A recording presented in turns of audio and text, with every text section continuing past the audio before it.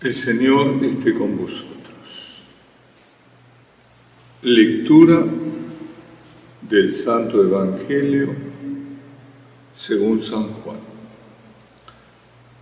Al anochecer de aquel día, el primero de la semana, estaban los discípulos en una casa, con las puertas cerradas por miedo a los judíos. Y en esto entró Jesús, se puso en medio y les dijo: paz a vosotros. Y diciendo esto les enseñó las manos y el costado. Y los discípulos se llenaron de alegría al ver al Señor. Jesús repitió: paz a vosotros. Como el Padre me ha enviado, así también os envío yo. Y dicho esto, sopló sobre ellos y les dijo: recibid el Espíritu Santo. A quienes les perdonéis los pecados, les quedan perdonados. A quienes se los retengáis, les quedan retenidos. Tomás, uno de los 12, llamado el mellizo, no estaba con ellos cuando vino Jesús. Y los otros discípulos le decían: hemos visto al Señor. Pero él les contestó: si no veo en sus manos la señal de los clavos, si no meto el dedo en el agujero de los clavos, si no meto la mano en su costado, no lo creo. A los 8 días estaban otra vez dentro los discípulos, y Tomás con ellos. Llegó Jesús, estando cerradas las puertas, se puso en medio y dijo: paz a vosotros. Luego dijo a Tomás: trae tu dedo, aquí tienes mis manos, trae tu mano y métela en mi costado.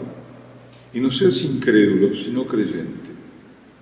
Contestó Tomás: Señor mío y Dios mío. Jesús le dijo: porque me has visto, has creído. Bienaventurados los que crean sin haber visto. Muchos otros signos que no están escritos en este libro hizo Jesús a la vista de los discípulos. Estos han sido escritos para que creáis que Jesús es el Mesías, el Hijo de Dios, y para que creyendo tengáis vida en su nombre.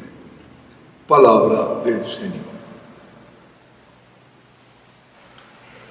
Bueno.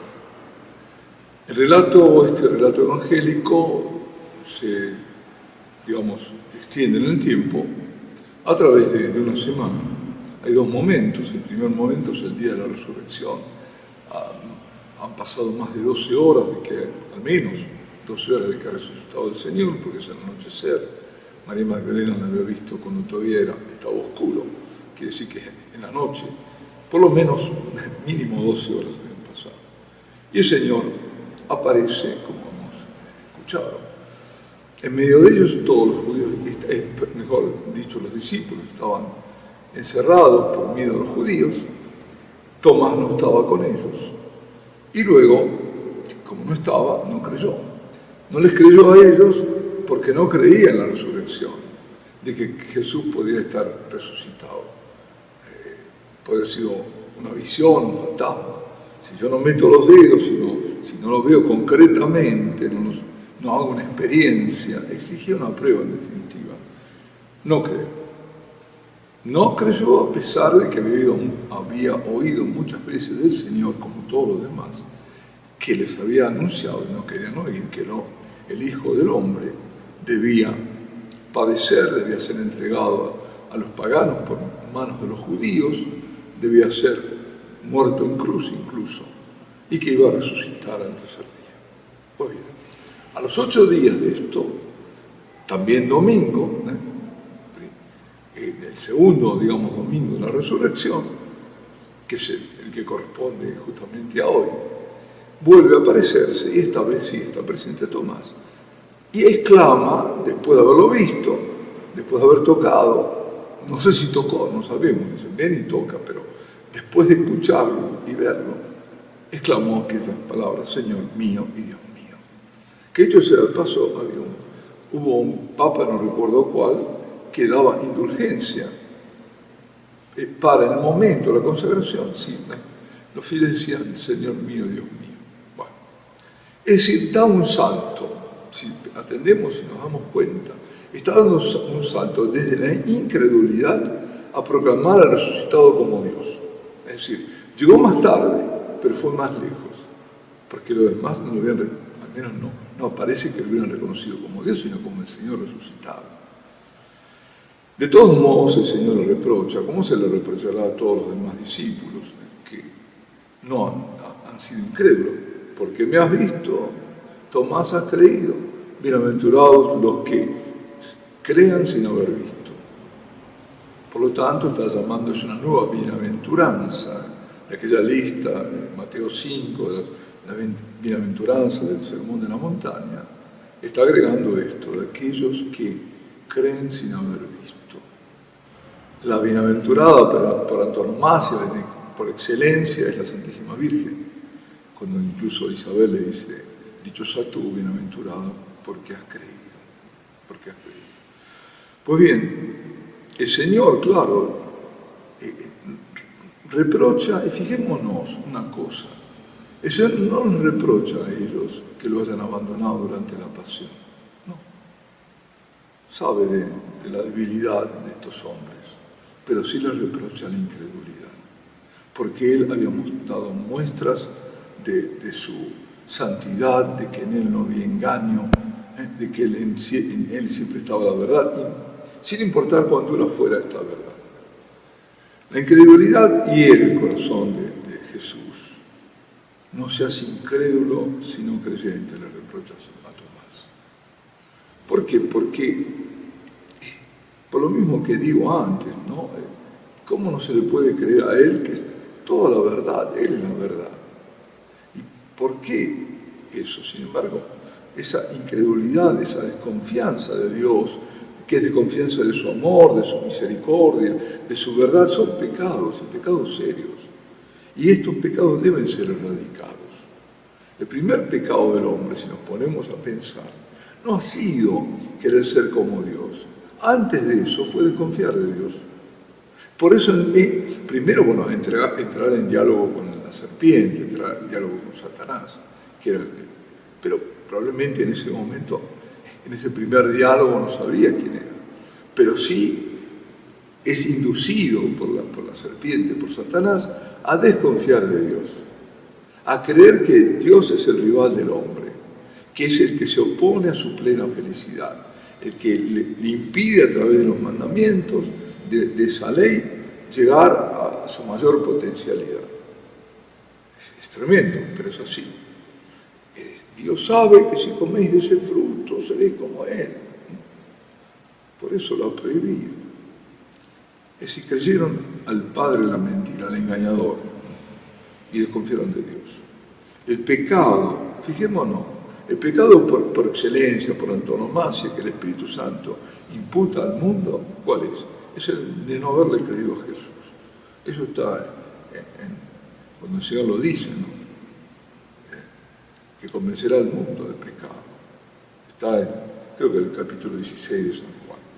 Pues bien, hoy es Domingo en Albis, que es el día de la fiesta de la Divina Misericordia, y tiene mucho que ver con esto que estamos hablando. Yo podría hablar de muchas otras cosas más, no quiero extenderme, porque también aquí es donde introduce el sacramento de la penitencia, ¿no? A que les perdonéis los pecados, serán perdonados, y es una especie de anticipación de Pentecostés, sopla el Espíritu Santo sobre ellos. Hay otras cosas para decir, pero quiero puntualizar esto porque estamos en el Día de la Divina Misericordia. La confianza en la misericordia, que es la confianza en el Señor, por eso decimos, Jesús, en vos confío, es la clave de salvación, es la clave para obtener misericordia. La misericordia de Dios es infinita y tanta más misericordia se obtendrá cuanto mayor sea nuestra confianza en Él. La confianza es una manifestación de la fe en Cristo. Confiar en Jesús, ¿qué es? Es curar, es cerrar esa herida que le hemos hecho y que le hacemos por desconfiar de Él. La herida de su corazón, de ese corazón que siempre nos amó, que nos amó hasta el extremo y que nos sigue amando, ¿no? Confiar en Jesús es sanar también nuestra propia herida. ¿Por qué? Porque es la herida del primer pecado del hombre, que desconfió de Dios, que vio en Dios, como decía antes, un rival, y que hace que el hombre, ese gran pecado, busque su propia autonomía. Es decir, autónomo, ¿qué significa? Lo hemos comentado más de una vez, creo. Es aquel que se pone a sí mismo la ley. Auto, yo, ¿no? Y nomos, ley. la norma. Yo fijo la norma. No es Dios el que me va a decir a mí qué tengo que hacer, soy yo el que sé lo que tengo que hacer. Ese pecado de autonomía, el hombre autónomo que hace sus propias leyes, prescindiendo e incluso, sobre todo, en oposición a las leyes de Dios. Esa es la base de la apostasía, de esta rebelión. La autonomía es parte, además de la mentira, porque ese es el engaño más grande. Creer en esa libertad sin límites, esa libertad desvinculada de la verdad y del amor. Por eso autonomía, reino de la mentira, apostasía, está todo vinculado, ¿no? Nosotros ahora lo estamos viviendo, incluso dentro de la iglesia, cuando nos dicen, no lo dicen con palabras, pero sí implican esto. Hasta ahora Jesús os ha enseñado, pero yo os digo, modificar todo, el magisterio de la iglesia, exponer al plebiscito, a la tradición, el magisterio de la iglesia, oponer los derechos de los fieles al derecho de Dios, o como ha ocurrido, pensar que el Señor te espera para que te contagies cuando vas a comulgar. Pero esto es tremendo, y esto son manifestaciones de esta autonomía, de esta apostasía. El mundo en rebelión contra Dios, todo el mundo. La mujer que dice tener derecho sobre su cuerpo para aniquilar una vida, otra vida, la rebelión, la mentira de los que no aceptan la naturaleza que Dios les ha dado para percibirse de otro modo. Los hijos que se rebelan contra sus padres, los alumnos contra sus maestros, todo eso. El mundo de las perversiones que se imponen a los niños, presentándolas como normales. Una lista es interminable.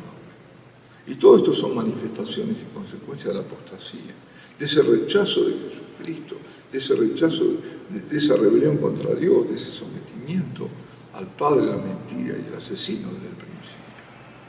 ¿Sabéis que ahora me decían que están proponiendo, no sé si en la Comunidad Europea, de llamar, fijémonos, ¿no?, a